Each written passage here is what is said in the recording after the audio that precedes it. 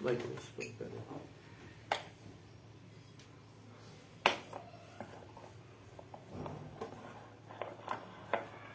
Hari Hari Bol, Hari Bol, Hari Bol. Gaur Hari Bol. It's nothing. Yes, you need light. it's there. It's just this way. It's not very loud. I can hear you. Well, does it help? Yeah.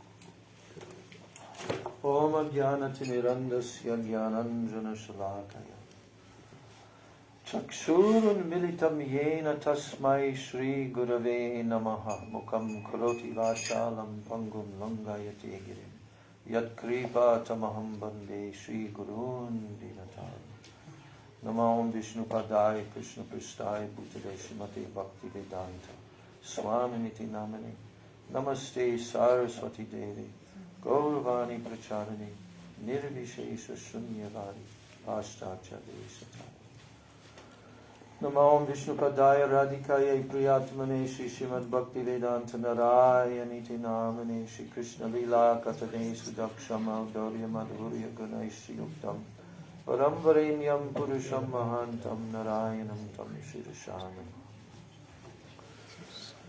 Namo Vishnu Padaya Krishna Prasthaya Bhutale Srimate Bhakti Rakshak Sridhar Goswami Niti Namane Vancha Kalpatarubhyascha Kripa Sindhubhyevacha Patitanam Bhavanebhyo Vaishnavebhyo Namo Namo Mahavajanyaya Krishna Prema Pradayate Krishnaya Krishna Chaitanya Namne Gaurajise Namah Nityanandam Namastubhyam Premananda Pradayane Kalo Kalamashanashaya Janava Pataye Namaha Pancha Tattvatmakam Krishnam Bhakta Rupa Swarupakam Bhaktavataram Bhaktakyam Namami Bhakta Shaktikam Hey Krishna Karuna Sindho Dina Bandho Jagatpate Gopesha Gopika Kanta Radha Kanta Namostite Tapta Kanchana Gaurangi Radhe Vrindavaneshwari Rishabhanu Sute Devi Pranamami Hari Priye Vrindai Tulsi Devyai Priyai Keshavasya Cha Krishna Bhakti Prade Devi Satyavachai Namo Namo Shri Krishna Chaitanya, everyone together, Shri Krishna Chaitanya Prabhu Nityananda Shri Advaita Gadadhar Shivasadi Gaura Bhakta Hare Krishna, Krishna Krishna, Hare Hare, Hare Rama, Rama Rama, Hare Hare. Hare Krishna, Krishna Krishna, Hare Hare, Hare Rama, Rama Rama, Hare Hare. Shri Advaita Ācārya Prabhu ki Jai. First of all, I'm offering my unlimited Dandavat Pranams and my Shraddha Pushpanjali at the lotus feet of my most worshipable beloved Gurudev, Nitya Lila Pravishta, Om Vishnu Pad Paramahansa, Ashtatara Sata, Sri Srila, A.C. Bhaktivedanta Swami Maharaj, Srila Prabhupada, and then I'm offering my same unlimited Dandavat Pranams and my Shraddha Pushpanjali at the lotus feet of my most worshipable beloved Siksha Gurudevs, Nitya Lila Pravishta, Om Vishnu Pad Paramahansa, Ashtatara Sata, Sri Srila Bhaktivedanta Narayan Goswami Maharaj, and Nitya Lila Pravishta Om Vishnu Pad Paramahansa Ashtatara Sata Sri Srila Bhakti Rakshak Sridhar Goswami Maharaj. I'm offering my Dandavat Pranams at the lotus feet of all my Sri Sri Rupanuga Guru Varga, and especially on this holy appearance day of the incarnation of Maha-viṣṇu in Gaur Lila, Sri Advaita Ācārya Prabhu. I'm offering my millions and millions of Dandavat Pranams at his divine lotus feet. And I'm offering my Pranams to all of the Vaishnavas and to all of the Vaishnavas. I was just remembering that there's one little pastime in Shantipur of my Guru Maharaj, Srila A.C. Bhaktivedanta Swami Prabhupada. When he was in his household life, he used to go there from time to time. You know that pastime? Yeah.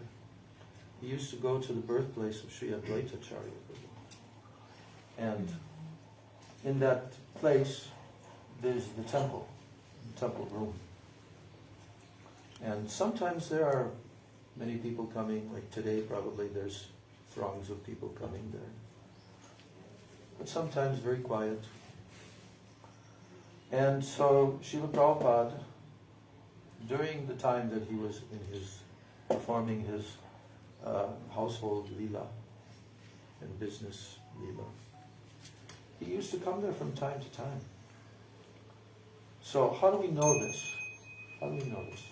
Well, I'll tell you. Years and years later, after Srila Prabhupada went to the West, did the miracle, started the entire Krishna consciousness movement all over the world for 12 years. Millions and millions of people hearing about Krishna.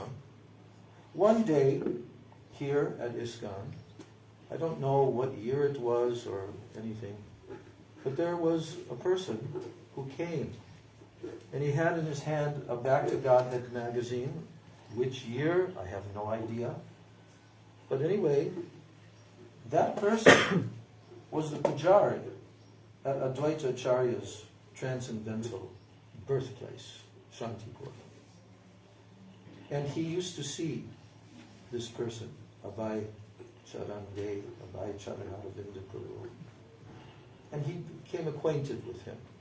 But when he came to ISKCON, he was very excited because he wanted to tell someone there that this person used to come.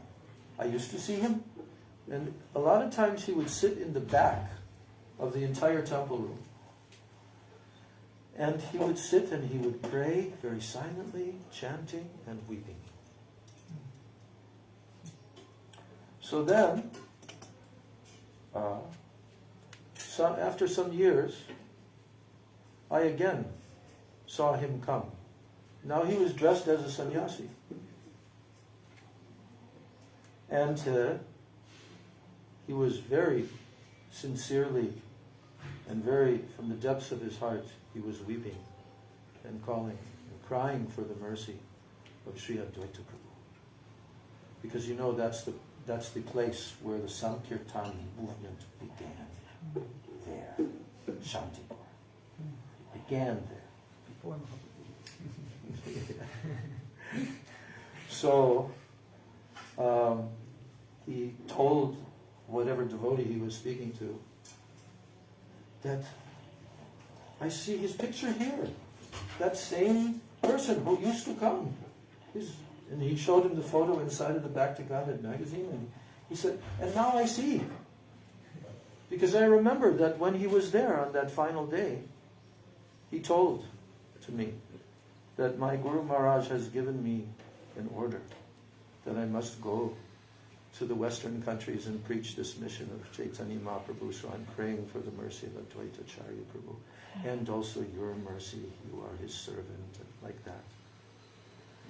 And then after that, he didn't see, and he also didn't hear anything about his activities. I don't know, maybe it was more early on, before all this manifested. There was only rice fields here when we came here in 1975, nothing but rice fields. And the one building in the middle of the rice fields, Chandrodaya Mandir. So, then he told that person, now I see. That same person. He went, just like he said he was going to do, and by his prayers for the mercy of Advaita Ācārya Prabhu, he was able to fulfill the mission of his spiritual master and spread this mission of Chaitanya Mahaprabhu all throughout the world. Now I see so many Westerners and foreigners, now they're coming like this. So, in that way, Advaita Ācārya plays a role in the modern day Krishna consciousness movement, big role. But we should understand, as already Charles Chandrika Didi spoke about, the role that Advaita Ācārya played in bringing Krishna here to this world. And it's amazing description in Chaitanya Bhagavat. I don't have it with me, but it's a beautiful description there. Maybe you read some of it. How Advaita Ācārya Prabhu became very, very much unhappy to see the condition of, and this is in Mayapur, Navadvip, okay, and to see the condition, how the conditioned souls are just losing it in the Kali Yuga, how they're becoming so degraded, how they're losing all good qualities, how they have no connection with service to Krishna. They're just serving their families and their children and weddings and all of that nonsense. And it's all described there clearly by Vrindavan Das Thakur, how the situation was. And so he became very inspired. But he understood one thing, that this job of giving this mission to the whole world and saving the jivas from the onslaught of degraded influence of Kali, there's only one person that can do that. That's Krishna himself. No expansion or avatar can do that. Only Krishna himself. So therefore, Advaita Ācārya Prabhu, who is an expansion, a quite important expansion, it just so happens that he's a manifestation of Maha-viṣṇu, who creates millions of universes. But he appeared in Gaur Leela as the associate of Chaitanya Mahaprabhu. And he played the role for the external cause of Mahaprabhu's descent into this world. And what form and shape did that take?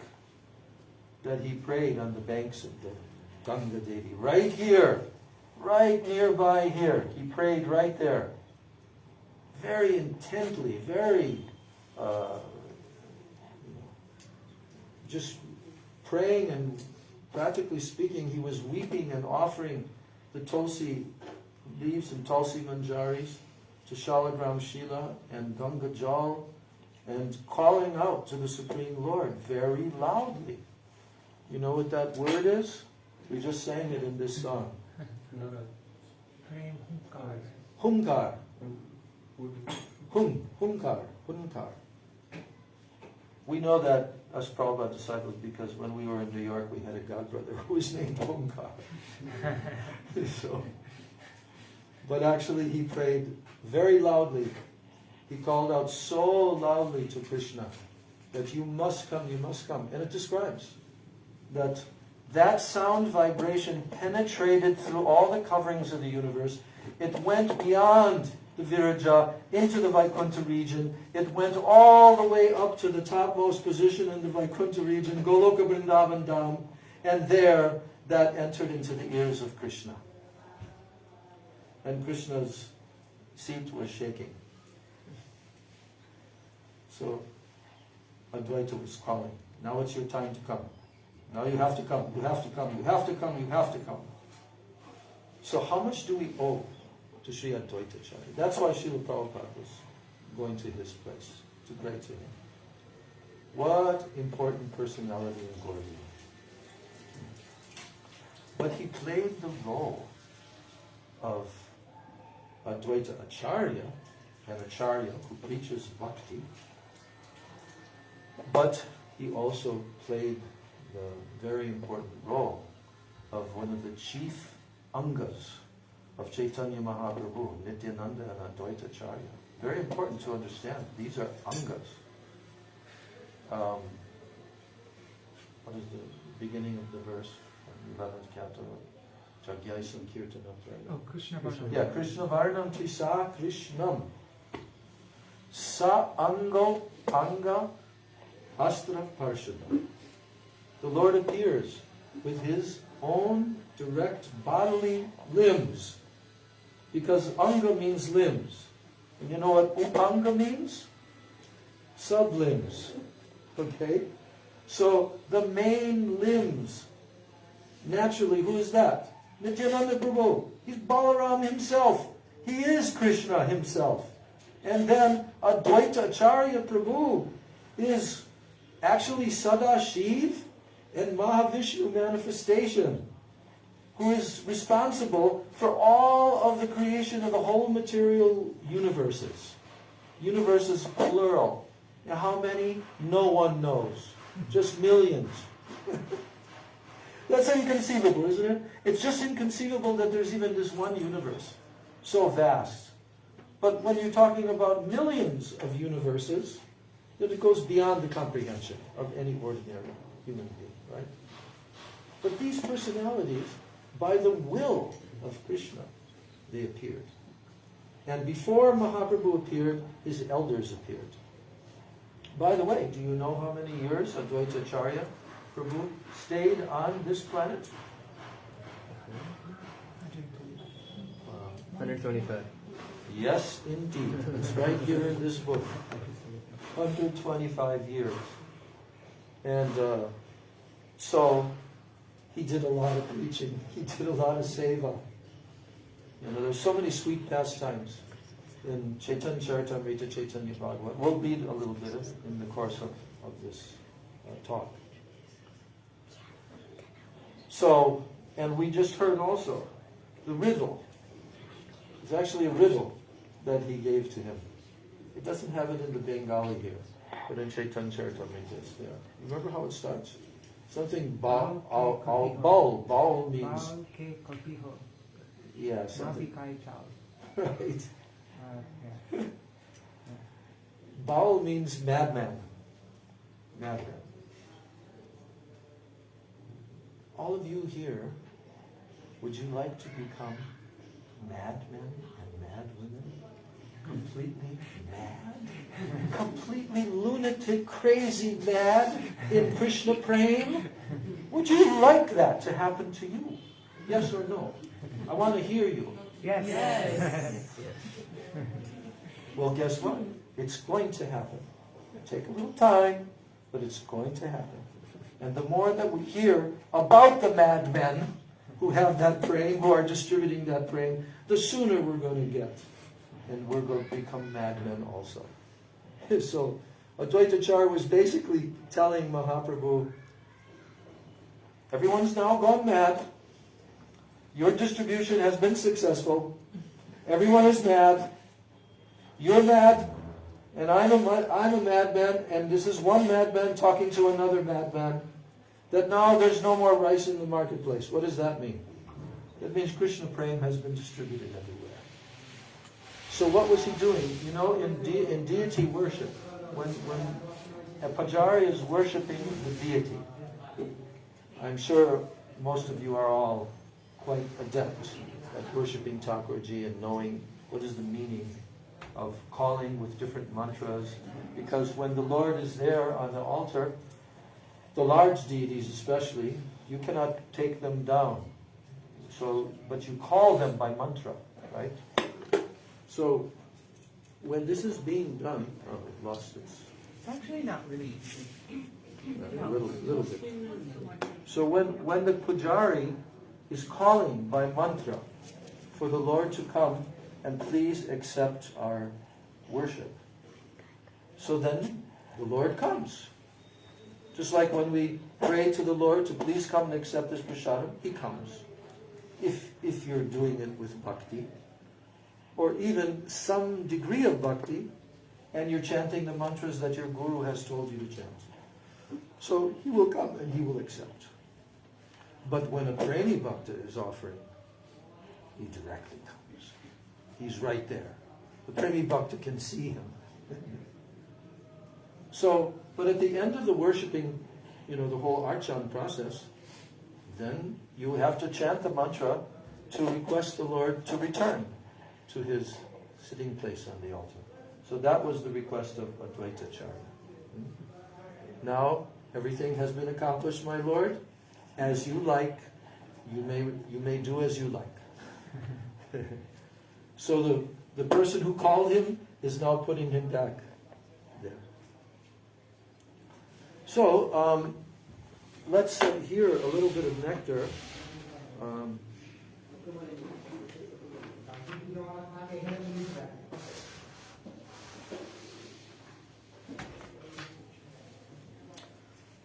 But first of all, I need this light. Can turn on the light.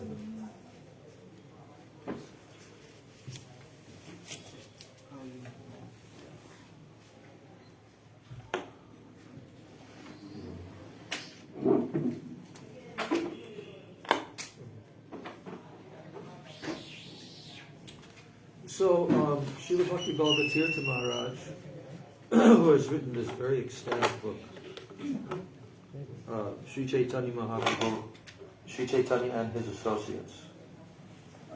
So for every personality in this book, from almost every one, he quotes from Srila Rupa Goswami's Gaur Ganadesha Deepika. Who is this personality in Krishna Lila? And now that personality has descended in Gaur Lila. So very interesting. He's telling here that, I'll just read a little bit of it because it's a bit long. Vraje avesha rupatvad yuho yogi sada shiva. Sa eva Advaita Goswami chaitanya binna vigraha. Yascha gopala deha san vraje krishnasya sanvido nanarka shri shiva tantre Vairavasya Vato Yata.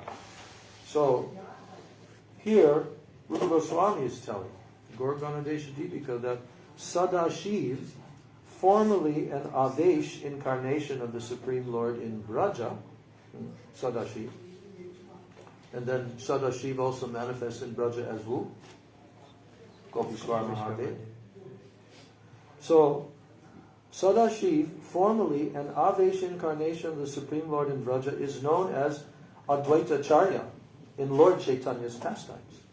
He is non-different from Lord Chaitanya himself. In Braja, Sadashiv took the form of a cowherd boy. Did you know that? You know this pastime? In Braja, Sadashiv took the form of a cowherd boy and danced alongside Krishna. So here is it's quoting here. Once during the Diwali festival in the month of Kartik, my guru, Shankar Dev, saw Krishna dancing with Balaram and the cowherd boys. And he became desirous of becoming a cowherd boy himself.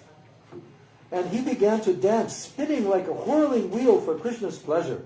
And thus, by Krishna's mercy, Sadashiv plays two different roles in Braja. In one role, he is Shiva himself, and in the other, he is a cowherd boy. Bet you didn't know that. Okay. Now, we're going to hear a little bit of Advaita Tattva. Now, just to let you know, 5th chapter of Adi Lila Chaitanya Charitamrita. That's the Advaita Ācārya chapter. I just read it very quickly this morning, 120 verses. Very quickly I just went through it. If you want to know Advaita Tattva, who is Advaita Ācārya, what is his Tattva, you have to read that chapter. And believe me, there's some really long purports because in certain places there, Srila Baladev Bhaktisiddhanta Saraswati is quoting from Baladev Vidyabhushan Prabhu in his commentary in Vedanta Sutra, okay, on Advaita Ācārya and his position and Maha-viṣṇu and all of these technical details, how the creation takes place, all of this, it's all there. And it just goes on and on and on for pages. That one particular purport in that book, in that chapter.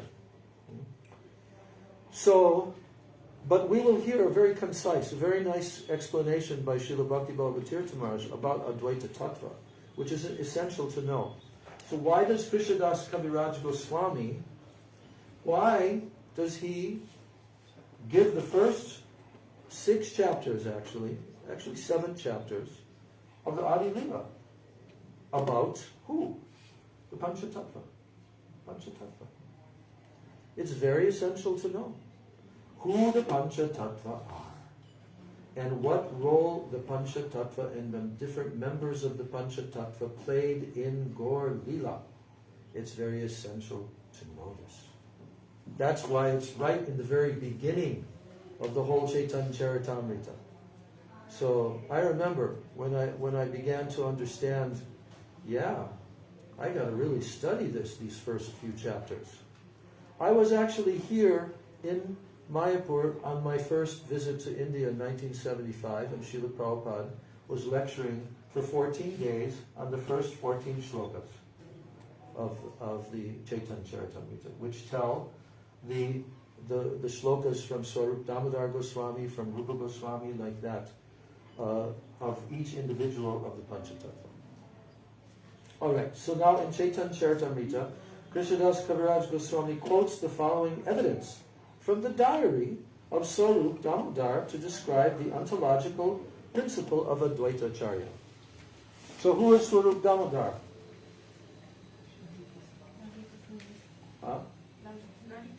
Lalita Devi. Swarup Damodar Goswami is Lalita Devi. So, Swarup Damodar was topmost scholar. And we know so many of the pastimes of Chaitanya Mahaprabhu because Swarup Damodar kept the diary. And also there was another diary kept by the servant of Mahaprabhu, Govinda.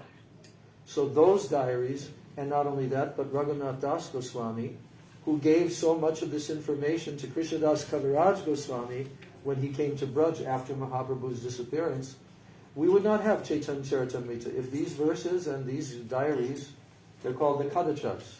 Swarup Damodar Kadacha, Govinda Kadacha. They're notebooks, okay? So there are two verses here composed by Swarup Damodar to explain the tattva of who is this personality, Advaita Ācārya. So he says, Maha-viṣṇu-avatāra Mayaya yashrijat yada tasyavataram evayam Advaita Ācārya Ishvaraha. So what is the meaning of that verse? He says, Maha-viṣṇu-avatāra. Maha-viṣṇu is the master of the universe, Jagat-karta, which he creates through his power of Maya. Mayaya ya shrijati adha. He creates through that energy is his energy, Maya potency. And he creates the universes through that potency. Tasyavataram evayam. So now he is descending as an avatar. Avatar form of who? Of the Supreme Lord. Advaita Ācārya, Ishvara. So Advaita Ācārya is Ishvara. He's not Jiva. He's Ishvara. Big time Ishvara. Then the second verse is telling Advaitam harinadvaitad acharyam bhakti samshanat bhaktavataram isham tam Advaita Ācāryam ashraye. So now he's saying that Advaita, he is known as Advaita. Why? You know the meaning of the word Advaita? Advaita. Non-dual. Which means what? Oneness. Yes, oneness. Advaita. There's a pastime that comes up a little bit later of Mother Sachi, which she got chastised by Mahaprabhu for disrespecting Advaita Ācārya.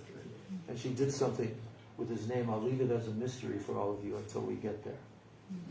But Advaita Ācārya here, he's telling Advaita harinadvaitad. So, this personality who is known as Advaita, because he is none other than Hari, harinadvaitad, he's none different than Hari, and he is also known as Ācārya. Why? Because Bhakti Samshanat. He preached Bhakti.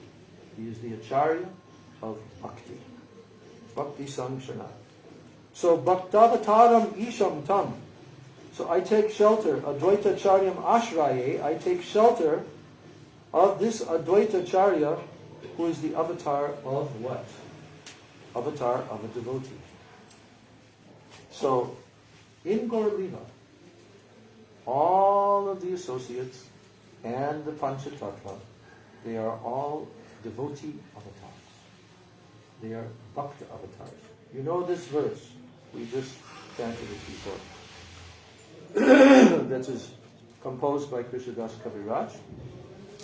And it is telling who each person in the Panchatattva is. Panchatattvatmakam Krishna. Bhakta Rupa Swarupakam. Alright, so Panchatattva Atmakam Krishna. Then Bhakta Rupa. Who's that?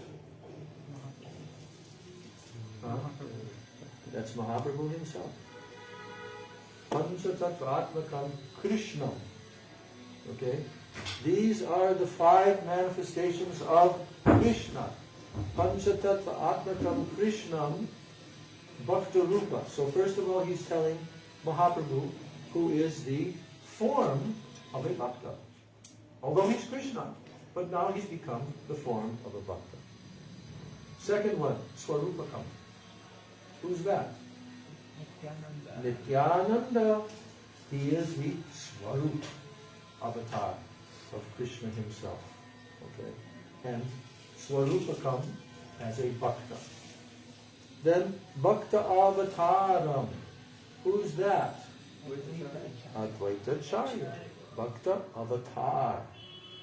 Because he's an avatar. Bhaktakyam. Bhakta Shakti. Bhaktakyam means known as a devotee. Bhakta Akyam. Bhaktakyam. Bhakta Rupa Swarupakam. Bhakta Avataram. Bhaktakyam. So that's referring to who? Srivas Thakur. Because Srivas Thakur is the manifestation of the Jiva in Gaur Lila as a Bhakta. But in Krishna Lila, who is he? No. He's Narada Muni. Yes, the greatest Vaishnava personality, unimaginable. He descended as Srivas Thakur. Then, Namami Bhakta Shaktikam. I offer my obeisances to his what? His Bhakti Shakti. Bhakta Shaktikam. Bhakta Shaktikam means who? It means Krishna's potency. And who is the embodiment of all of Krishna's power and Shakti? She is the embodiment. Krishna is the source of all Shakti. What is his name as the source of all Shakti? Shaktiman. And Srimati Radhika is what? She is the Purna Shakti. So, Krishna is the possessor. He is the Shaktiman, the possessor of all Shakti. And Srimati Radhika is Purna Shakti, all Shakti. So, in one sense, we should know this more subtle tattva, that what is Jiva tattva? Jiva tattva is Shakti tattva, right? We're Shakti. Are we Shaktiman? No. Are we the possessor? No. Some very foolish jivas, they start to try to declare, yes, I am the Supreme Lord. Do you see how I just brought the Shiva Linga out of my mouth? I have mystic powers, so you should accept me as God. But he's just a jiva with a decaying material body that is going to drop to the ground. So, anyway, the Shakti, the potency of Krishna, is manifested in many different Shaktis. There are many, many different potencies. Parashya Shaktir Vividhaiva Shruyate. That means there are many multifarious different Shaktis of the Lord, unlimited Shaktis. But in general, they're divided into 3 different categories of energy. What are those 3? Chit Shakti. What is the Chit Shakti? The whole spiritual world is all made of Chit Shakti. Chit Shakti, then Maya Shakti, which is what?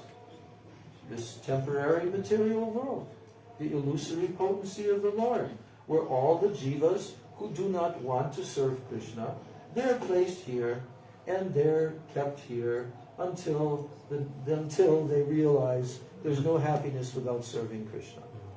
And then Krishna does many special things for those jivas to pull them very close to him through sending his pure devotees. Only through the pure devotees the jivas can come to Krishna. So, but what's the other Shakti? Jiva Shakti. Jiva Shakti is the Tatastha Shakti. Between what? Between the spiritual world and the material world. And the jiva can go either place. That's the thing about us. We have that potential within us to go either to the spiritual world or to stay here. Right? Who wants to stay here? 0 persons responded. Who wants to go to the spiritual world?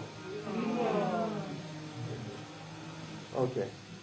So, now Srila Bhaktivinoda-Thakur, he has written that Maya has 2 functions. Maya has 2 functions. And Maha-viṣṇu appears in 2 ways according to those functions. Maha-viṣṇu. When he is within the material world as a creator, then he is the universe's effective cause. That's called nimitta karan, his effective cause. And in his form, as Vishnu in the unmanifest material energy, Pradhan, then he appears in the form of Rudra. And he has a second identity as Advaita. So Advaita is manifestation. Now Bhaktisiddhanta Saraswati Goswami Thakur has also written about Advaita Ācārya in his Anubhashya to Chaitanya Charitamrita, Adi Lila chapter 6 verse 12. He says, Lord Advaita Ācārya is Maha-viṣṇu. He is the supreme preceptor. Vishnu's activities are auspicious because of his existence as the owner or master of the universe. He is the root source of all auspiciousness. Those who are entangled in the material hankerings, what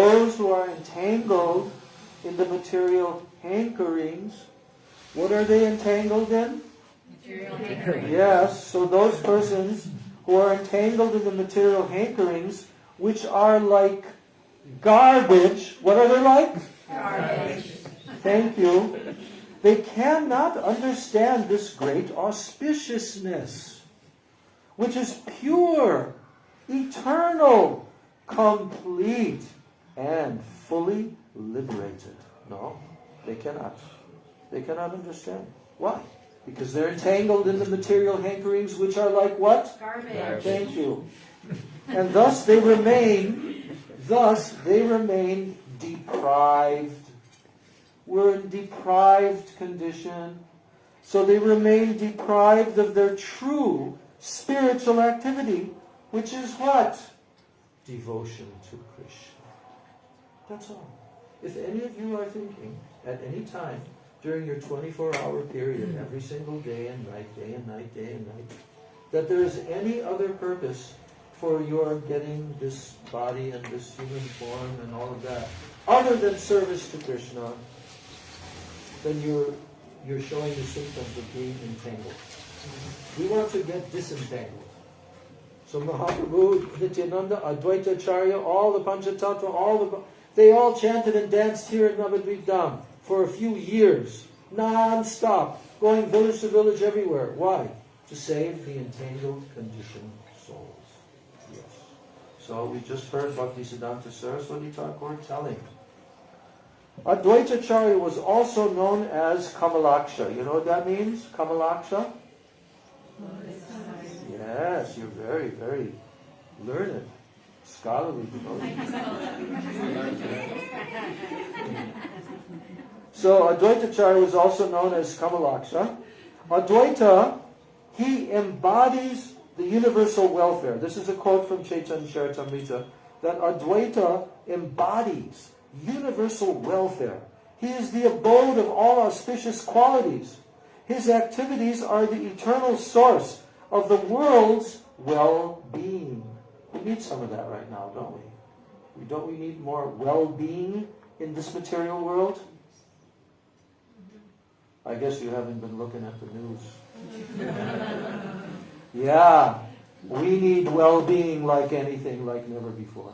And it's coming. It's right around the corner now. Mahaprabhu is making the arrangements. And so therefore, since his activities are the eternal source of the world's well-being, and so is his name. The name of Advaita is very auspicious. So, now he goes on with Chaitanya Charitamrita quote. Advaita, the abode of virtue, is a portion, an amsha of Maha-viṣṇu. And because he is not different from Vishnu, Advaita is his most perfect name. Then another quote, Chaitanya Charitamrita, a few verses later. He is the noblest personality in the universe. Noblest. What kind of personality is he? The noblest. The noblest. Where? In the whole universe. Yes. And so, he is the spiritual master of the Vaishnavas.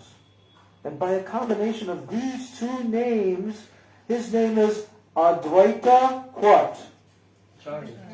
Advaita what? Ācārya. Yes. Say Advaita Ācārya. Advaita Ācārya. Because both of these two names are the source of all auspiciousness.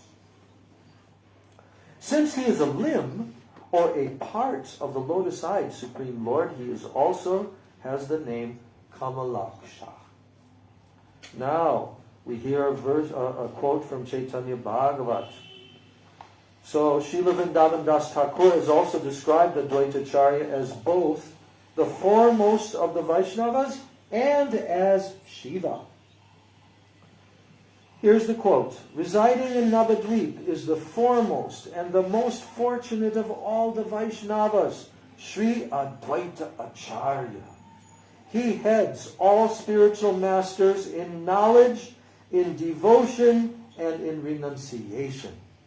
He especially teaches devotion to Krishna in the same way that Lord Shankar did, Lord Shiva. Now, we're going to hear about his appearance, Advaita Ācārya's appearance. And guess what? There's more than one opinion. He tells 3 different opinions here. But the last one is that he appeared in Shantipur. So that's been highlighted the most. Now, Advaita Ācārya appeared in the village of Navagram, near the city of Shilet, as the son of Varendra Brahmana. You know his father's name? Kuber Pandit. Say Kuber Pandit. Kuber Pandit. And his wife's name was Nabha Devi. Say Nabha Devi. Nabha Devi. And he appeared on the 7th day of the waxing moon in the month of Magh. Guess what today is? 7th day of the waxing moon in the month of Magh. Magh. Yes. Okay. So Kuber Pandit is identified in the Gaur Ganodesha Tipika with the god Kuvera. Yes. Mahadev's friend. And the leader of the Guhyakas. Now, Kuber Pandit, a devotee of Nrsinga. He was a devotee of Nrsinga then. And he resided in the village of Navagram near Shilet in Bangladesh. He was a greatly fortunate follower of the path of devotion. He knew nothing other than the lotus feet of Krishna. And his devoted and faithful wife was named Nabha Devi. She is worshipable for the whole world, for she is the mother of Advaita Prabhu. This is from the Bhakti Ratnakara. And next is another quote from the Bhakti Ratnakara. On the 7th day of the waxing moon, in the month of Magh, the great ocean of joy overflowed.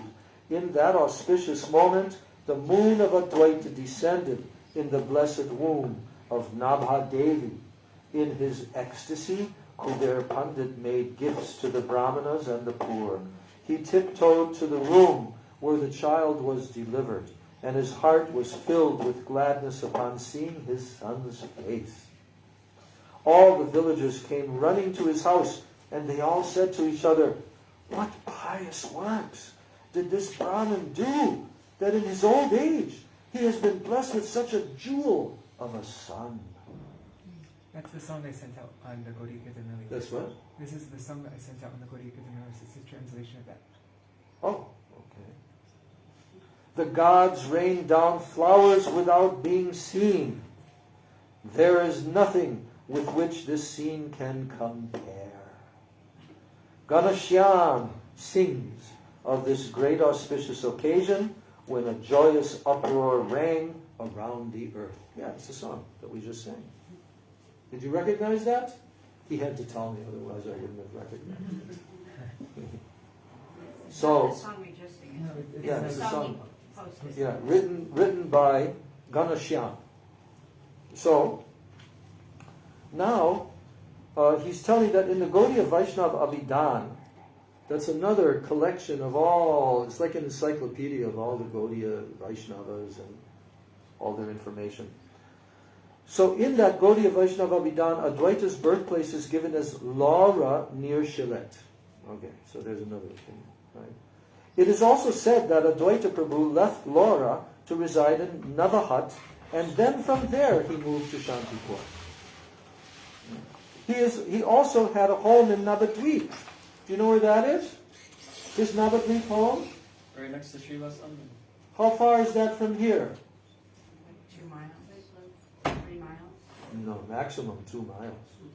Yeah, maximum. Or maybe, yeah, because I was thinking we were over there. But Yeah, yeah. So,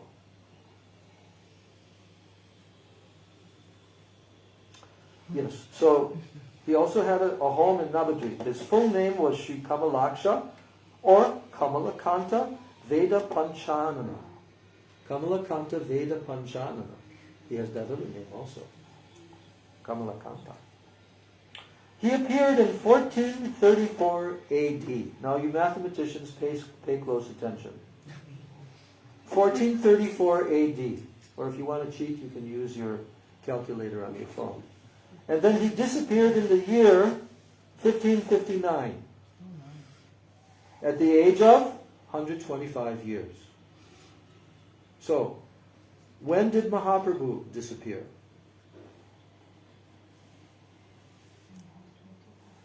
Come on, when did he appear? Huh? When did he appear?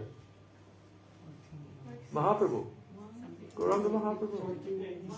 Yes. 1486. And he stayed on the planet for how many years? 48.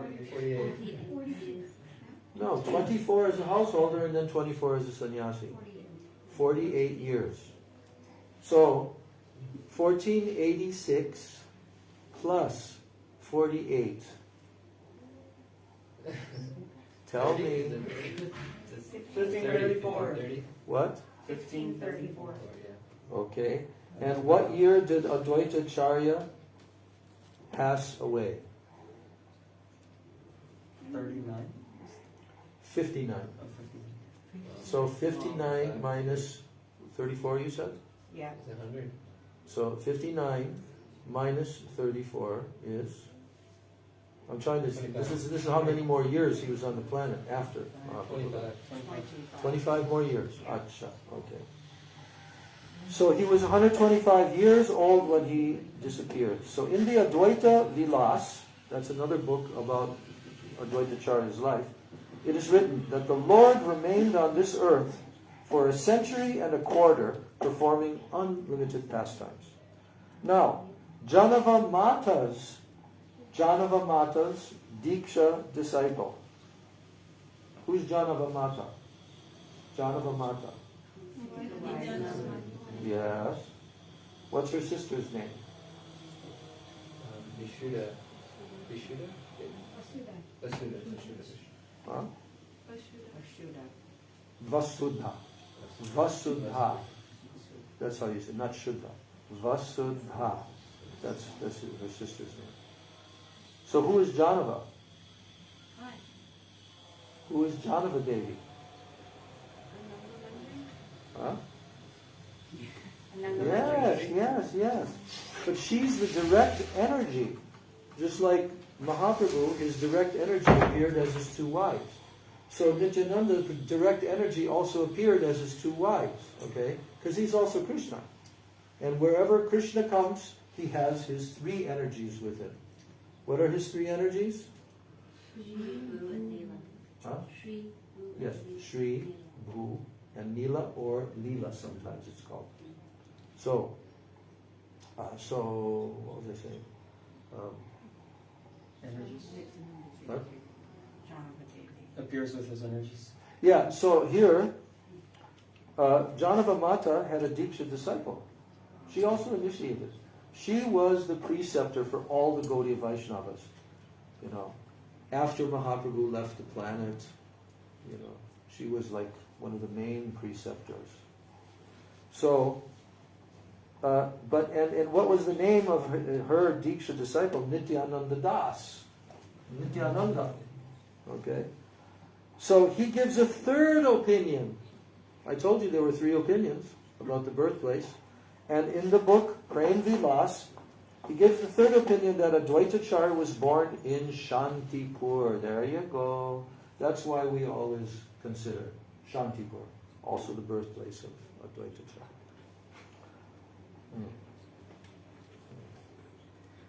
So he writes that Advaita studied the Veda and other scriptures with the scholar Shantacārya, who lived in the Fulabhati section of Shantipur, and he earned the title by that study of Ācārya. Now, Advaita Ācārya's holy life has been described in several Bengali books, including Advaita Mangala, Advaita Vilas, and Sita Charitra. Now, the great scholar Sarvabhauma Bhattacharya also wrote several Sanskrit poems glorifying Advaita. Did you know that? Yeah, here there are three that are mentioned. First one is called Advaita Dvadasha Nam Stotra. Dvadasha means? 12. Yes. Then Advaita Ashtakam. It's going in the Gaudiya Puja. Both of these? Or But just just the that? Advaita Ashtakam. Okay. And then 100 verses. 108. Advaita, 108 verses, yes. Advaitastotara Shatanam Stotra. So that's written by who? Sarvabhauma Bhattacharya. Yes, Sarvabhauma Bhattacharya. Who's Sarvabhauma Bhattacharya? Sarvabhauma Bhattacharya is incarnation of who? Yes, Brihaspati in Gauralila. And he was playing, but where was he born? In his early life, where was Sarvabhauma Bhattacharya born? In Navadvip. Do you know? We go to that place. What's the name of it? Vidyanagar. Yes. And he played the role of a grammatical Sanskrit teacher during his coming into his adulthood. But then at some point he moved to Jagannath Puri. And then he played the role of a what? of a Mayavadi preacher.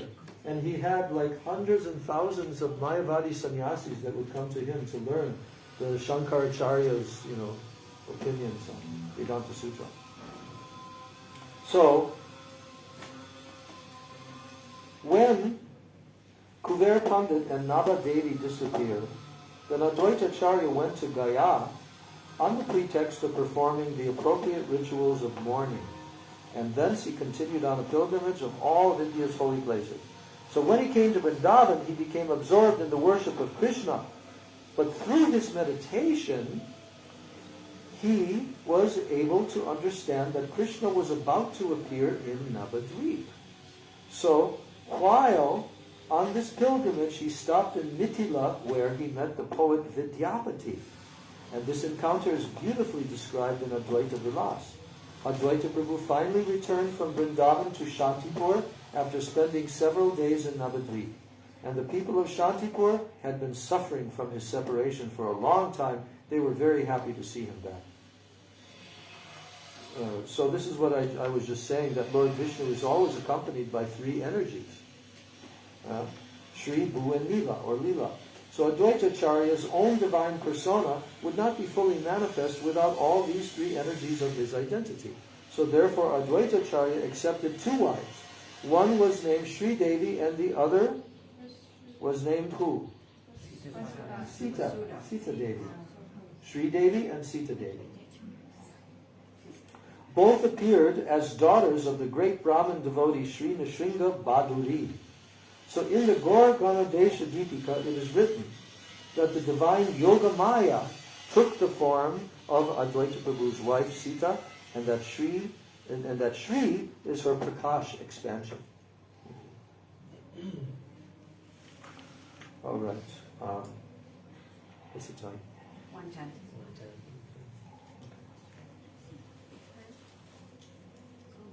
So, continuing on here, Advaita Ācārya, he had two residences. One in Shantipur and the other not far from Srivasa's home in Navadvip, Mayapur. How many minutes to walk from the Yogpit to Srivas Thakur, Srivasa Angan? 3 minutes. 10 minutes. 30 seconds. Be honest. I said walk, not run. 10 minutes. Yeah, a 10-minute walk. And then at the back side of the Srivasangam temple, there are two other temples. When you walk from there toward Chaitanya Mat, inside the compound, there are two other temples. Who are those temples for? Advaita Ācārya and the other one. And Gadadhar, yes. So during that Leela,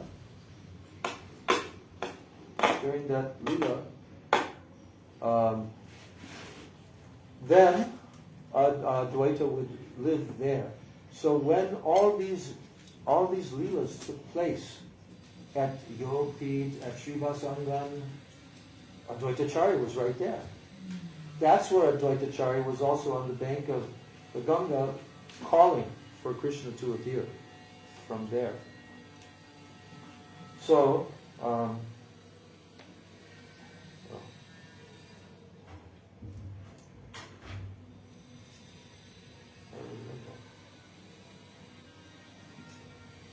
yes.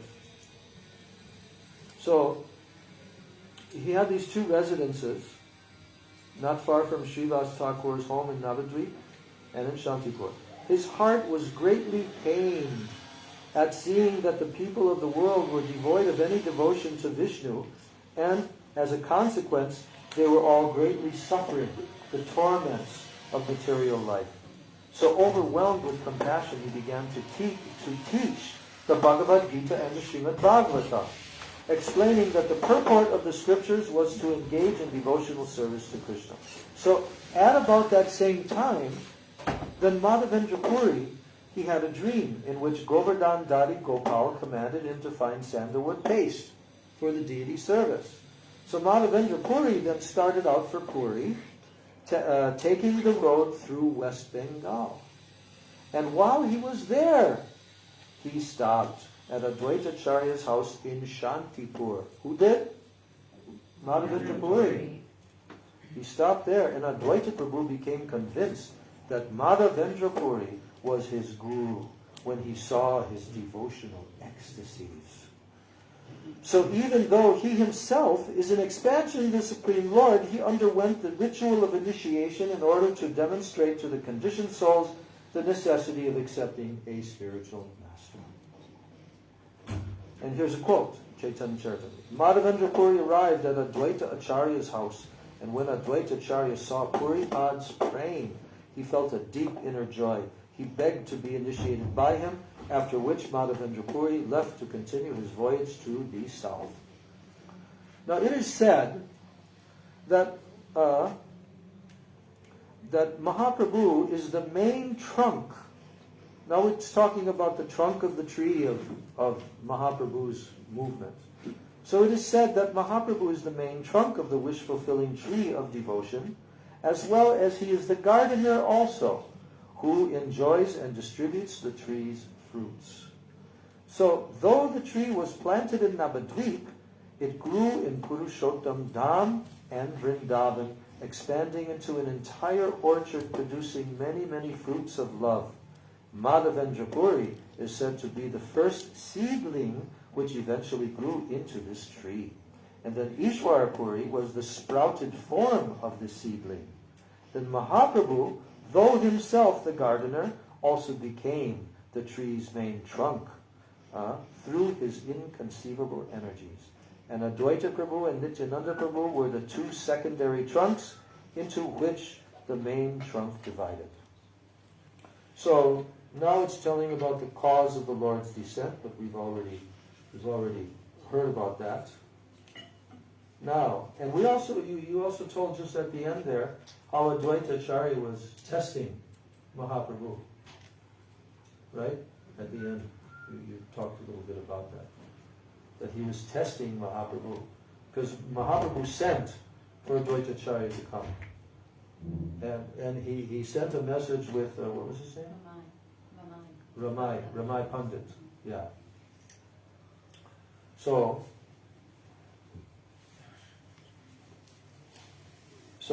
here,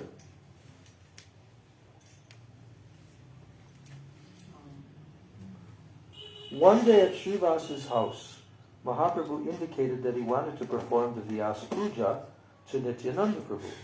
So on the eve of this puja, Mahaprabhu showed everyone that Nityananda Prabhu was Baladev. And then, repeating the words, Nara! Nara! He revealed that Advaita Prabhu had caused him to descend to the earth by calling him. Now, it is due to Advaita Ācārya that I have descended, Mahaprabhu told.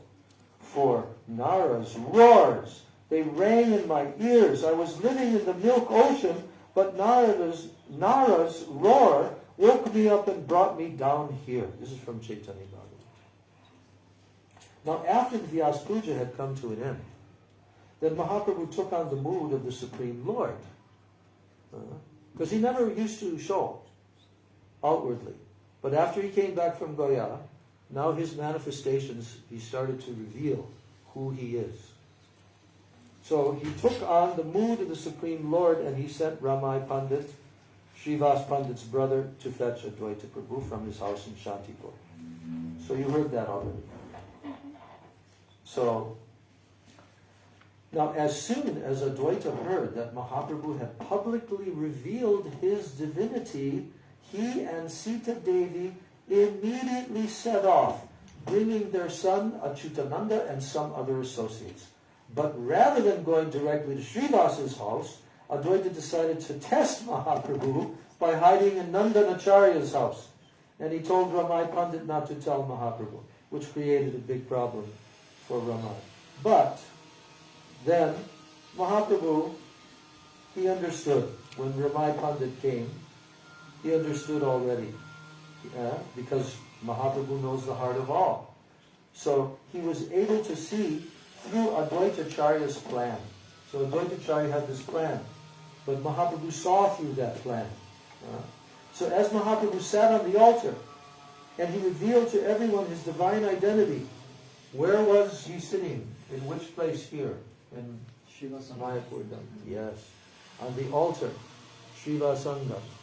So that's why you see at Srivasangam, there are 3 altars there, and in the middle altar, Mahaprabhu is sitting on the altar, and just like we have in the song of Bhakti Vinod Thakur that we sing every night, Jayo Jayo Gaura Chandera Ratike Shobha. Then he says, Jakini Tai Chan Bhame Gadadhara Nikate Advaita Srivasa Chakradhara.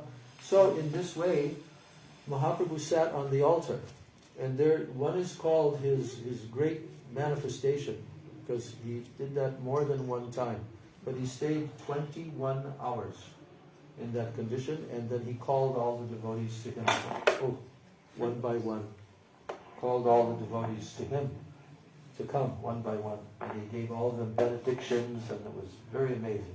You have to read the whole account in Chaitanya Bhagavat, very vividly described. Okay, so at this time, when Mahaprabhu sent Ramai to Nandanacharya's house with the message that Mahaprabhu knows that Advaita is hiding there, so then, and he was supposed to fetch Advaita, then Advaitacharya realized that Mahaprabhu was omniscient, and he hesitated no longer. Then what happened? Then Advaitacharya joyfully prostrated himself before the Lord, stunned by the sight of the Lord's divine power. He washed the Lord's lotus feet and then worshipped him with 5 ingredients, panchopachara, using the following mantra to do so. You know what mantra he used to wash the lotus feet of Mahaprabhu? Yes. That's why Prabhupada gave that to the early devotees as an offering mantra, before he gave the offering mantras. Namo Mahabodhanyaya, Namo Brahmani Devaya, and to the spiritual master. So, that's because Advaitacharya chanted Namo, you can say it, Namo Brahmanya Devaya, Go Brahmana Hitaya Cha, Jagatitaya Krishnaya, Govindaya Namo Namaha. I offer my respectful obeisances unto Lord Krishna, who is the worshipable deity for all Brahmins. He is the well-wisher of the cows and the Brahmins, and he is the benefactor of the whole world. I offer my repeated obeisances to the personality of Godhead, known as Krishna and Govinda. Then Mahaprabhu commanded Advaita Prabhu to dance. He commanded him, Advaita, dance! Advaitacharya started to dance madly. Like a what? Like a madman. And until he was completely intoxicated in a way that astonished all the devotees. Because this is the first time now, since Mahaprabhu appeared, that Advaitacharya is now dancing in this way before him, because now he's revealing who he is. And Advaitacharya is in ecstasy. So Krishnadas Kaviraj has written that there is one Mahaprabhu. How many? One. Are there 2 or 5 Mahaprabhus? One. No, there's only one Mahaprabhu. No one else can be called Mahaprabhu. Or the Supreme Lord. But there are 2 other Prabhus with the capital P. And they are masters. Who are the 2 other Prabhus? And Advaita. On the left side from where we are going, Mahaprabhu, Nityananda, Advaita. But then on the other side is who? Gadadhar and Srivas. Those Panchatattva, you should go to see them. At Gurudev's Samadhi in Navadvip, every single day I go, and before I enter, I just look up at they're so beautiful. They're life-size, like really tall and beautiful. Have you seen? They're up there in the front, greeting everyone that comes into his Samadhi. So beautiful. So beautiful. So, these 3 personalities belong to the category of the all-worshipable. And the 4th category is the devotee, who is the worshipper. Srivas and the millions of other devotees belong to the category of the pure devotees. Then Gadadhar Pandit and others are considered to be avatars of the Lord's energies or shaktis. They are counted as his most intimate devotees. This is from 7th chapter, Madhya Lila. Oh no, Adi Lila, Chaitanya Charitamrita. So Pancha Tattva, the 5-fold aspect of divinity, includes Gauranga Mahaprabhu, who accepted the form of a devotee, Bhakta Rupa. Then Nityananda Prabhu, who is the manifestation of a devotee, Swarupakam. Then Advaitacharya, the Lord's avatar as a devotee. What is that? Panchatattvatmakam Krishnam, Bhakta Rupa, Swarupakam, Bhakta Avatara. So that is Advaitacharya, Lord's avatar as a devotee. So these 3 are considered to be Prabhu Tattva, or Vishnu Tattva, the ontological category of Godhead. And Advaitacharya is an avatar of Maha-viṣṇu, so belongs to the category of Vishnu Tattva. But because he took on the mood of a devotee, he is called Bhakta Avatar. the Lord's avatar of a devotee.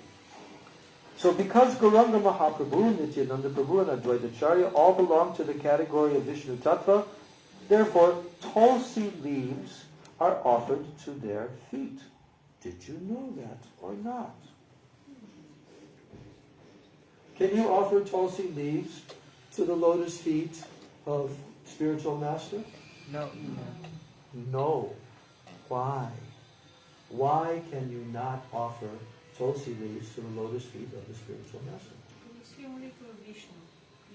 Yes, yes. And the spiritual master is not in the category. He's in the category of Jiva Tattva. Yes. So, where was it? Oh. Yes. So Advaita Ācārya, he offered tulsi leaves to Mahaprabhu's lotus feet. So without here, tulsi leaves are offered to their feet. Who? Only to the Vishnu Tattva. And without Advaita Ācārya's mercy, one can never attain the service of Chaitanya and Nityananda Prabhu. Did you know that? Did you know that you can never attain the service of the lotus feet of Chaitanya Mahaprabhu and Nityananda Prabhu without Advaita Ācārya's mercy? It's a fact. How do we know that? Even Narottam Das Thakur is telling in his prayer, Doya Koro Sitapati Advaita Gosai Tava Kripa Bole Pai Chaitanya Nidai. O Advaita Ācārya Prabhu, please be merciful to me. O Sitapati, husband of Sita Devi, Advaita Gosai, without your Kripa Bal, without the power of your mercy, if I do not attain that, then I cannot attain Chaitanya Nitai. So Tava Kripa Bole Pai Chaitanya Nitai. We will attain Chaitanya Nitai by the mercy of Advaita Ācārya. So Advaita Ācārya's glories and his activities have been extensively described in Krishnadas Kaviraj Goswami's Chaitanya Charitamrita, in Vrindavan Das Thakur's Chaitanya Bhagavat, Narahari Chakravarti's Bhakti Ratnakar, and in Advaita Vilas and other works. Those who wish to have a deeper knowledge of his life, they should consult those books. We can only give an abbreviated biography in this book, and such an extensive account cannot be given here. We have only set out to remember the main pastimes of Sri Advaita. So, Advaita Ācārya and Haridas Thakur, they have a special relationship. Do you know what that relationship is? That Haridas Thakur used to come and stay with Advaita Ācārya. And you know, Advaita Ācārya never looked at Haridas Thakur in any other way than that he is the ultimate, topmost, pure Vaishnava, chanting 3 lakhs of Harinam every single day. And he wanted to broadcast this fact, that he is actually amongst all the Vaishnavas, he is the only one that is worthy of receiving the Shrad Patra. You know what that is? That once a year, when the Vaishnavas do a Shrad ceremony for their departed ancestors, right? The Shrad ceremony. Then the Shrad Patra means the food that is offered there on that plate. So Advaita Ācārya, he performed this pastime that Haridas Thakur was invited into the assembly, and there were many, many brahmanas there, very scholarly and everything, and they were thinking that, I wonder who's going to get the Shrad Patra, because it's very prestigious. It means they're the topmost person, right? So they were all thinking like that. But when Advaita Ācārya offered it to Haridas Thakur, what happened? Do you remember what happened? The Brahmins got really upset. Yeah, they got upset, and what did they start doing? They left. Well, first of all, they were complaining, what is going on here? And they began to doubt that he's giving this to a person born as a Muslim. And how did Advaita Ācārya respond to their attitude and their leading? How did he respond to that? Feeding Haridas Thakur is equal to feeding millions of Brahmins. Millions of Brahmins. So therefore he told them, good riddance. No, he didn't say that. But when they came outside, what happened to them? Started to think. They started to reawaken because of the mercy that had been given to them, that Advaita Ācārya was showing them that this personality, it does not matter. And then there are various verses quoted in the Shastras about how even if someone is fully learned, Brahmana of all the different Vedas, but yet he's not a devotee, then compared to him, a person born in the family of mlechas, yavanas, and even dog eaters, they are far, far, far superior if they are pure devotee. You see? This is the statement of all the Vedas. This needs to be understood. So anyway, they came back in and they paid their obeisances and they begged forgiveness. And then Advaita Ācārya mercifully forgave them. Yes, and then, you know, Advaita Ācārya, you know how many sons he had? 6 or 5? 6. 6. He had 6 sons. Now 3 of those sons, they were very pure devotees. And they were, Advaita Ācārya considered them to be his actual offsprings. But the other 3, no, they did not fully respect Chaitanya Mahaprabhu and correctly respect him. Those 3 other sons. So they were not considered important to Advaita Ācārya. So, do you know that Mahaprabhu punished Advaita Ācārya one time? They gave him a punishment. What was the punishment? He went very quickly to Shantipur. And where is that? Where is that person? Where is that Advaita? And when Advaita came, then he began beating Advaita Ācārya with his hand. And what did Advaita Ācārya do when he was beaten by the hands of Mahaprabhu? Cheered. He began dancing in ecstasy. Now the Lord has accepted me as his servant. Because why? Because Advaita Ācārya, very senior, and also a disciple of Madhavendra Puri. And so Mahaprabhu always very respectfully was always dealing with so much respect and reverence and everything like that, according to Vaishnava etiquette, right? Advaita Ācārya did not like that. Why? Why? Because he had no other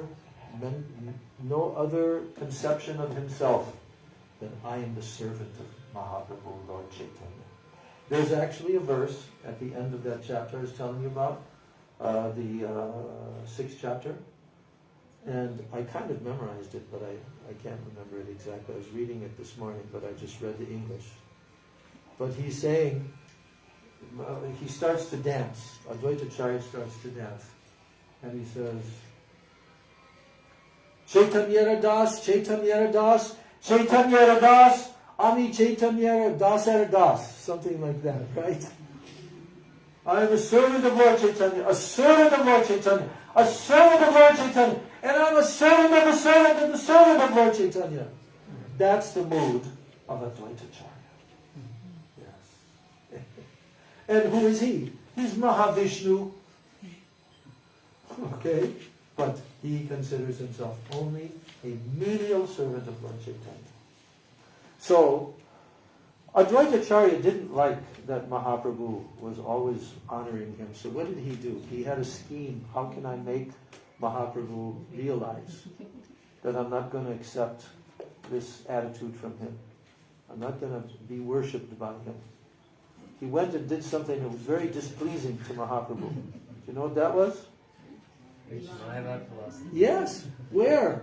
In Shantipur. He's the greatest bhakti acharya, you know. And now he's preaching Mayapur. The poor people that were hearing from him got misled because his preaching was very effective. He wasn't just pretending. He was giving the whole philosophical, you know, everything. Tattva. So Mahaprabhu heard, and then he came there, and he began beating Acharya. And then Advaita Ācārya was just in the highest ecstasy that anyone can imagine. He says, yes, now my Lord has accepted me as his servant because he's punishing me and beating me. Yes. Now what about Sachi Devi? Sachi Devi, who is she? She's Mother Yashoda, okay? Does anyone have a more intimate relationship than Mother Yashoda? Why do we call Krishna Yashoda Nandan? And also Nanda Nandan. But Yashoda is more prominent, you see. Yashoda Nandan. Everyone knows Krishna as the son of Mother Yashoda. So your Mother Yashoda appeared in Gaur Leela as who? Sachi Devi. So when Mahaprabhu was giving his benedictions to all the devotees, as I mentioned, one by one, calling them up and sitting on the altar for 21 hours, then one of the devotees suggested, oh, Mahaprabhu, you should also give praying to your mother, Sachi. Mahaprabhu said, no, I cannot give her. I was in shock. She's the mother of the universe. She's the mother of Mahaprabhu. How he cannot give her praying? Mahaprabhu said, because she has offended Advaita Ācārya. So what was the offense? What was the offense? Who can tell? What was the so-called offense? She said that you're not Advaita, your name is Advaita, but you're not really Advaita, you're actually Dvaita because you're separating mother from son, brother. But what was the meaning in the name Advaita? Yeah, non-dual. Yeah, you're because Advaita would mean that brings everyone together. But what is he doing? He is separating everyone. And therefore he should be called what? Advaita. So this was her mother's exalted praying in which she was telling like this. I think she only caught it, right? She never even said it. No, she never said it. It doesn't say that she said it, but she was thinking it. So you also get reaction for thoughts. All right, so then, when she understood that Mahaprabhu, her son, would not give her praying because of her offense against Advaita Ācārya, then what did she do? What did she do?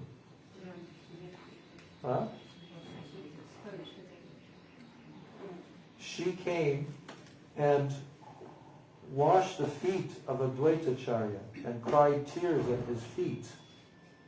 And Advaita Ācārya was in such overwhelming moods and bhavs that how in the world can I accept apologies from her and all of that, And he fainted.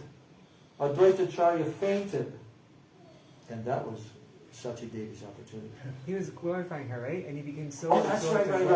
He began to glorify her. And he became so overwhelmed in ecstasy that he fainted. And now this was the golden opportunity, and Mother Sachi took the dust from his feet on her head, and then Mahaprabhu was very satisfied. And he gave praying to Mother Sachi. Mother Sachi Devi ki. Yeah. So you know that after Mahaprabhu took sannyas,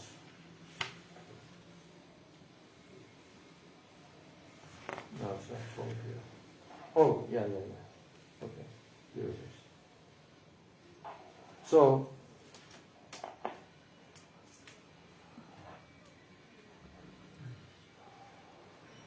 Advaita Ācārya was Mahaprabhu's associate in Sankirtan, both in Srivasa's house and in the streets of Navadvip and along the shores of the Ganga. So they always performed Sankirtan all over this area. We should think like that from time to time at least.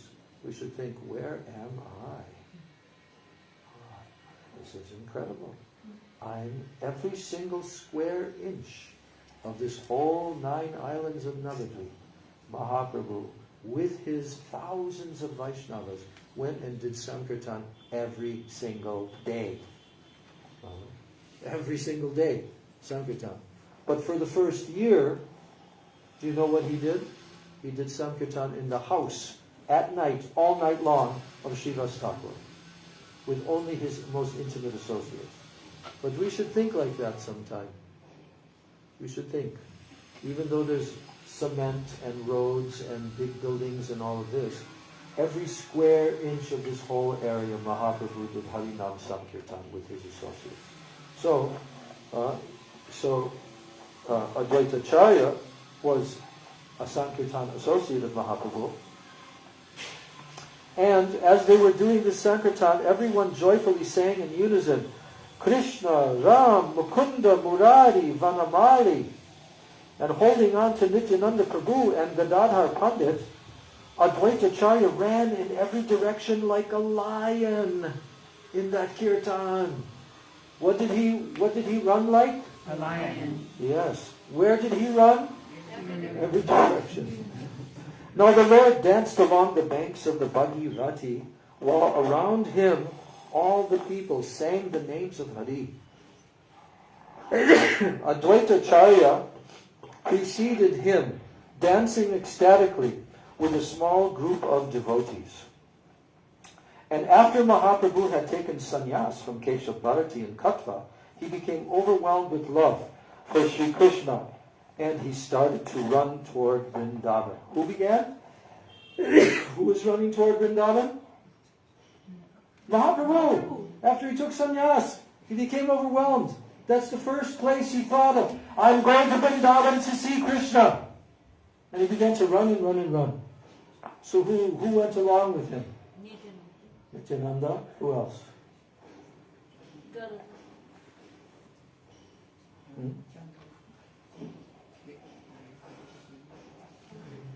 So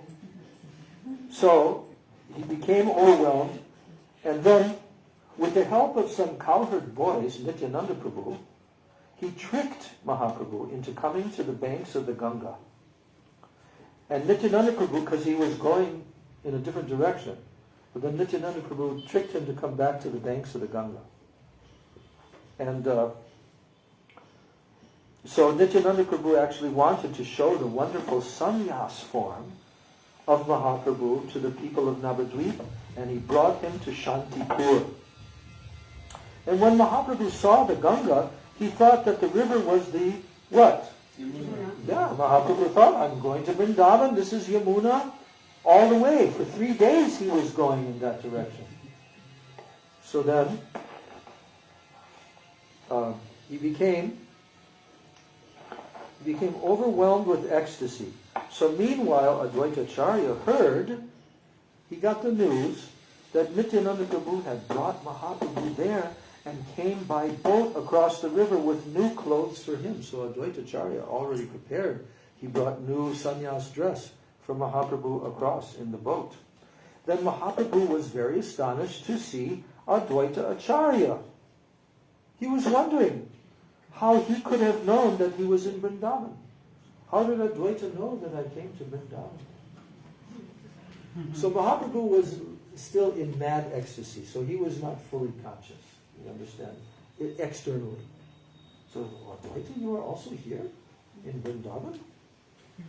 Then, Advaita Ācārya answered by saying that Vrindavan was wherever Mahaprabhu went, and that the northern flow of the Ganga was the Yamuna.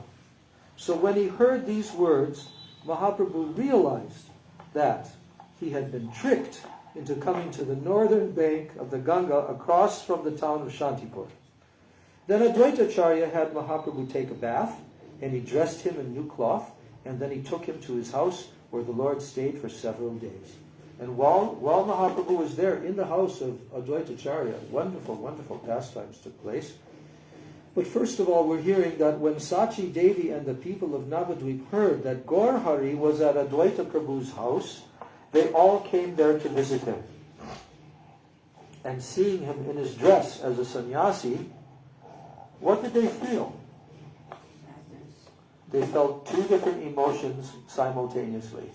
They felt great joy to see Mahaprabhu, and they also felt separation. So much separation. Then Sita Thakurani, she prepared an immense meal and served it on whole leaves from seed banana trees for Mahaprabhu and Nityananda Prabhu. And at that time, there were many joking exchanges between Advaita Prabhu and Nityananda Prabhu. This has been extensively described in the chapter Chaitanya Charitamrita Madhya Lila, chapter 3. And then Mahaprabhu, afterwards, he also ate foodstuffs prepared by his mother. Mahaprabhu did afterwards, Sachi Devi, because Sachi Devi stayed for some days. So he also ate what she was cooking in order to ease her suffering. And did Sachi Devi stop cooking for Mahaprabhu the whole time that she was on the planet, even though Mahaprabhu was wandering all over India? Did Mother Sachi ever stop cooking? No. For her son? No. No. Why not? Mahaprabhu was coming. Huh? Mahaprabhu was coming. Yes. Because Sachi Devi would directly perceive Mahaprabhu, that he had come and he is eating. And also Mahaprabhu also told her when he saw her later on, and when he saw Mother Sachi, after he had taken sannyas and he came back to Navadvip, and he said, you know, my dear mother, whenever you offer prasad to me, you think that you are seeing a kind of like Hysteria. what's it called? I can't hear you. Okay, you think that you are seeing some kind of vision that I am coming. But I want you to know, my dear mother, I actually come. I come. Every single time you cook, I come and I accept your offering. So then, what is going on with this stupid thing? Okay.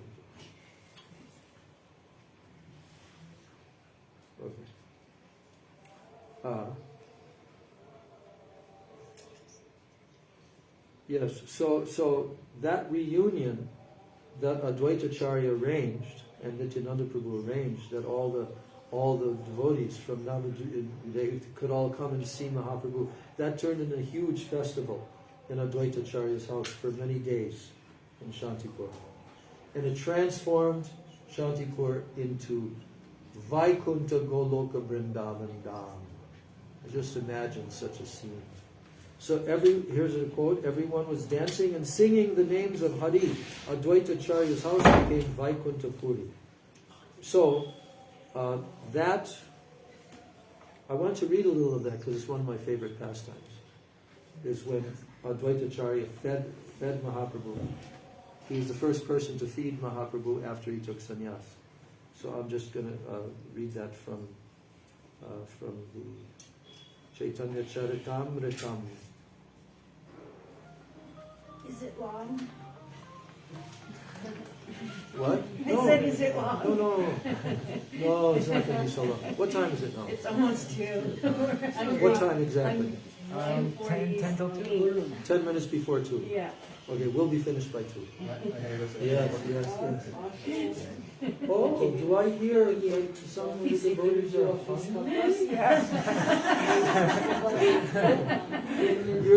You're drinking so much nectar through your ears, but you still need some nectar for your mouth, huh? Okay. So, just real quickly, because there's conversations there.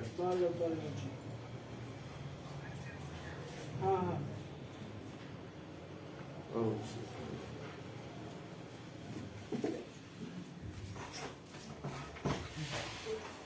just give me a couple of seconds.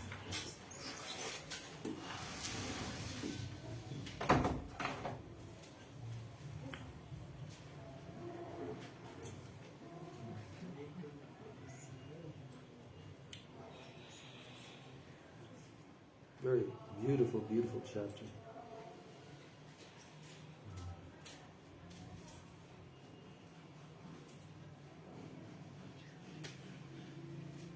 My God. I should actually read this whole chapter to you. No. I'm just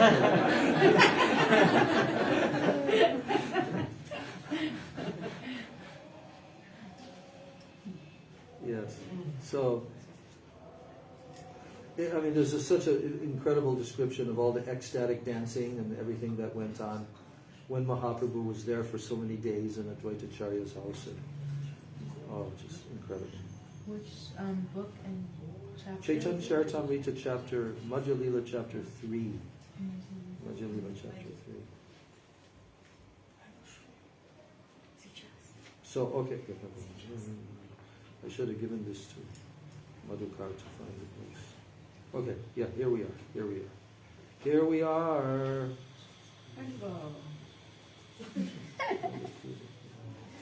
Oh my God. Oh, this is so beautiful. All right. So,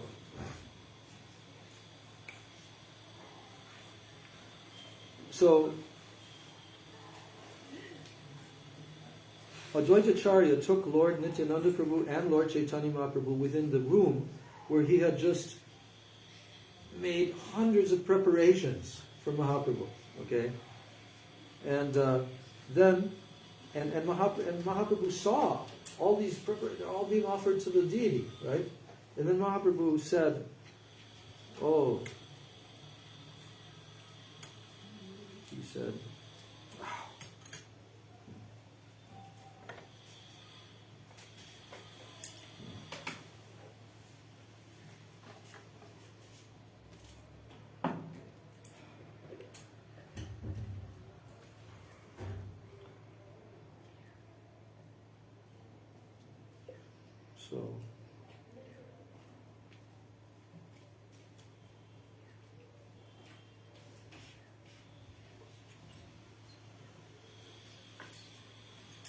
So I'm going to read to you all the descriptions of the different prasadam preparations.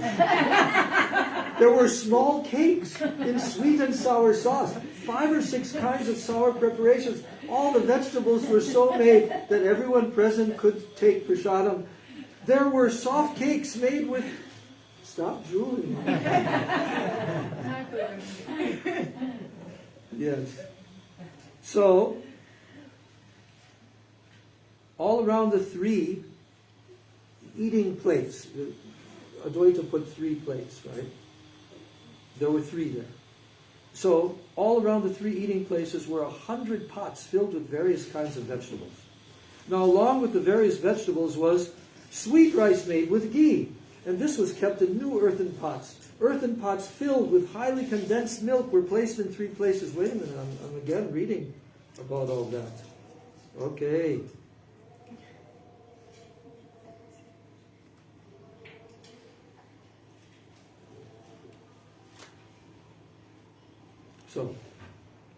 So there was artik performed, and then Advaita said, "My dear lords, plural, kindly enter this room." Then the 2 brothers, Chaitanya Mahaprabhu and Nityananda Prabhu, came forward to take the prasadam. And when Lord Sri Chaitanya Mahaprabhu and Nityananda Prabhu went to accept the prasadam, they both called Mukunda and Haridas to come with them. However, Mukunda and Haridas, they both with folded hands, they spoke as follows. Mukunda said, "My dear sir, I have something to do that is not yet finished. Later I shall accept prasadam. So you 2 Prabhus should now please enter the room." Which 2 Prabhus? Mahaprabhu and Nityananda. Then Haridas Thakur said, "I am the most sinful and lowest among men. Later I shall eat 1 palmful of prasadam while waiting outside." So now Advaita Ācārya took Lord Nityananda Prabhu and Lord Chaitanya Mahaprabhu within the room, and the 2 lords saw the arrangement of the prasadam. And Sri Chaitanya Mahaprabhu was especially very pleased. And Mahaprabhu approved of all the methods employed in cooking and offering food to Krishna. Indeed, he was so pleased that he said, "Frankly, I will personally take the lotus feet of anyone who can offer Krishna such nice food and place those lotus feet on my head birth after birth." So now when Mahaprabhu entered the room, he saw 3 divisions of food, and he knew that all of these were meant for Krishna. However, he did not understand the intentions of Advaita Ācārya. Sri Chaitanya Mahaprabhu said, "Let us sit down in these 3 places, and we shall take prasadam." Mahaprabhu is telling this. However, Advaita Ācārya said, "I shall distribute the prasadam." Then Sri Chaitanya Mahaprabhu thought that all 3 servings were meant for distribution. Therefore, he asked for another 2 banana leaves, saying, let us have a very little quantity of vegetable and rice. Then Advaita Ācārya said, just sit down here on these seats. And then catching their hands, he sat them both down. Because Mahaprabhu was thinking that everything that was cooked there was for Krishna, was the offering. He said, so bring me another leaf plate, and then I just want a little bit of rice and vegetable. Right? And then Advaita Ācārya, please, my Lord, please sit down here. And then what happened? And then Sri Chaitanya said, it is not proper for a sannyasi to eat such a variety of foods. If he does, how can he control his senses? Because Mahaprabhu was just taking sannyas now. So when Sri Chaitanya Mahaprabhu did not accept the food that had been already served, then Advaita Ācārya, because it's already served right there. Right? There are 3 plates, and all of them had like hundreds of different preparations all around. So Mahaprabhu said, then Advaita Ācārya said, please give up your concealment, he told to Mahaprabhu. Please give up your hiding, your concealment. I know what you are, and I know the confidential meaning of your accepting the sannyas order. Then Advaita Ācārya thus requested Sri Chaitanya Mahaprabhu to eat and give up juggling words. Then the Lord replied, I certainly cannot eat so much food. Then Advaita Ācārya then requested the Lord to simply accept the prasadam without pretense. If he could not eat it at all, then the balance could be left on the plate. Then Chaitanya Mahaprabhu said, I will not be able to eat so much food, and it is not the duty of a sannyasi to leave remnants. So in this connection, Advaita Ācārya referred to Chaitanya Mahaprabhu's eating at Jagannath Puri. Because as Lord Jagannath, Chaitanya Mahaprabhu, they're identical. And Advaita Ācārya pointed out that at Jagannath Puri, Chaitanya Mahaprabhu ate 54 times a day. And each time he ate many hundreds of pots of food. So Advaita Ācārya said, the amount of food that 3 people can eat does not constitute even a morsel for you. So in proportion to that, these edibles are not even 5 morsels of food for you. Then Advaita Ācārya continued, by my great fortune, you have just come to my home. Please do not juggle words. Just begin eating and do not talk. Then upon saying this, Advaita Ācārya supplied water to the 2 lords so that they could wash their hands. Then the 2 lords sat down and smiling began to eat the prasadam. Then Nityananda Prabhu said, I have undergone fasting for 3 days continuously. Today I had hoped to break my fast. Although Sri Chaitanya Mahaprabhu was thinking that the quantity of food was enormous, but Nityananda Prabhu, on the contrary, thought it not even a morsel. What did Nityananda not think that it was even what? A morsel. Yes. That he'd been fasting for 3 days, coming from Katwa after Mahaprabhu's sannyas. And he had greatly hoped to break his fast on that day. Indeed, Nityananda said, although I am invited to eat by Advaita Ācārya, today is also a fasting day. So small a quantity of food will not fill even half my belly. And there's like hundreds of... This is what he's saying. Advaita Ācārya replied, Sir, you are a mendicant traveling on pilgrimage. Sometimes you eat fruits and roots, and sometimes you simply go on fasting. I am a poor Brahmin, and you have come to my home. Please be satisfied with whatever little food you have received and give up your greedy mentality. And Lord Nityananda Prabhu replied, whatever I may be, you have invited me. So therefore, you must supply as much as I want to eat. And His Divine Grace, Advaita Ācārya, after hearing the statement of Nityananda Prabhu, took the opportunity presented by joking words, and he spoke to him as follows. Advaita Ācārya said, you are a reject Paramahansa. Did you hear that? Yes. What did Advaita Ācārya call Nityananda? Reject A Paramahansa. reject Paramahansa, and you have accepted the renounced order of life just to fill up your belly.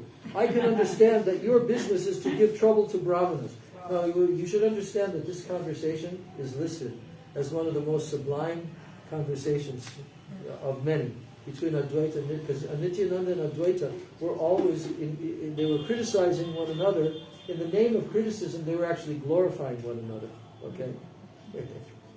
So Advaita-charya accused Nityananda Prabhu, saying, you can eat 10 to 20 manas of rice. I am a poor Brahmana. How shall I get so much rice? Whatever you have, though it be a palmful of rice, please eat it and get up. Don't show your madness and strew the remnants of food here and there. So in this way, Nityananda Prabhu and Lord Chaitanya Mahaprabhu ate, and they talked with Advaita-charya jokingly. And after eating half of each vegetable preparation, and there's hundreds of preparations, then Chaitanya Mahaprabhu abandoned it, and he went on to the next preparation. And as soon as half of the vegetable in the pot was finished, Advaita-charya filled it up again.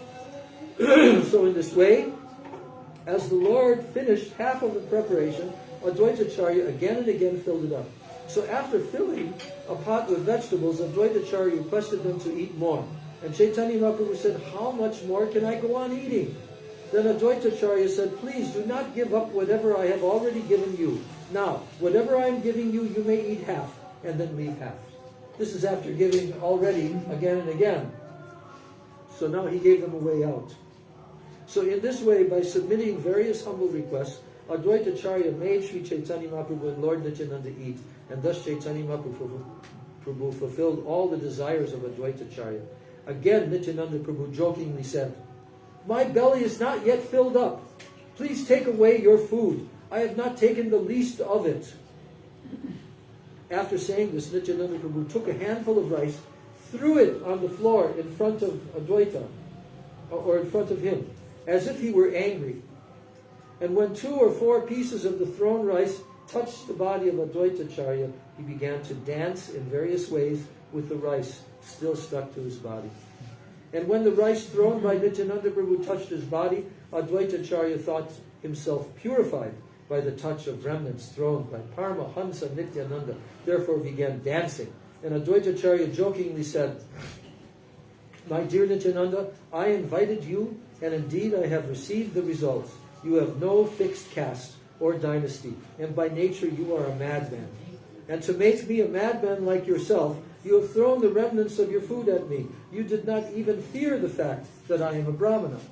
And Nityananda Prabhu replied, these are the remnants of food left by Lord Krishna. If you take them to be ordinary remnants, you have committed an offense. And Nityananda continued that if you invite at least 100 sannyasis to your home and feed them sumptuously, then your offense will be nullified. Then Advaita-charya replied, I shall never again invite another sannyasi, for it is a sannyasi who has spoiled all my Brahminical smarta regulations. And after this, Advaita-charya made the lords wash their hands and mouths. He then took them to a nice bed, and he made them lie down to take rest. Then Advaita-charya fed the two lords cloves and cardamom mixed with tulsi flowers. Thus there was a good flavor within their mouths. Then Sri Advaita-acharya smeared their bodies of the Lord with the sandalwood pulp, and then placed very fragrant flower garlands on their chests. And when the Lord lay down on the bed, Advaita-charya waited to massage his legs, but the Lord was very hesitant, and he spoke as follows to Advaita-charya. Mahaprabhu said, Advaita-charya, you have made me dance in various ways. Now give up this practice. Go with Mukunda and Haridas and accept your lunch.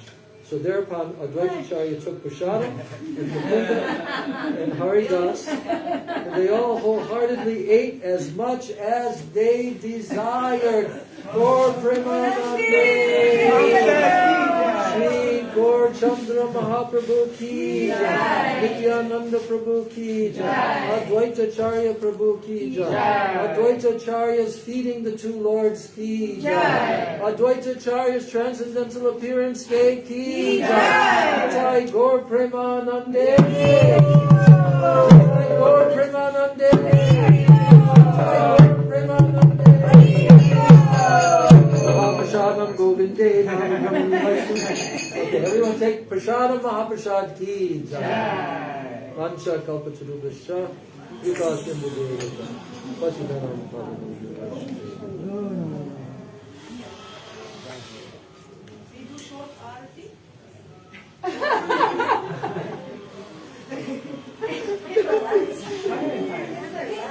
Jiva, you do it. Should we lift up the mat? You know, I'm going to move this table. These two chairs keep out.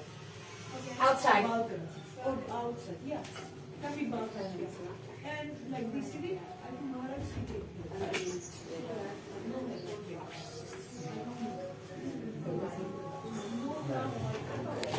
No,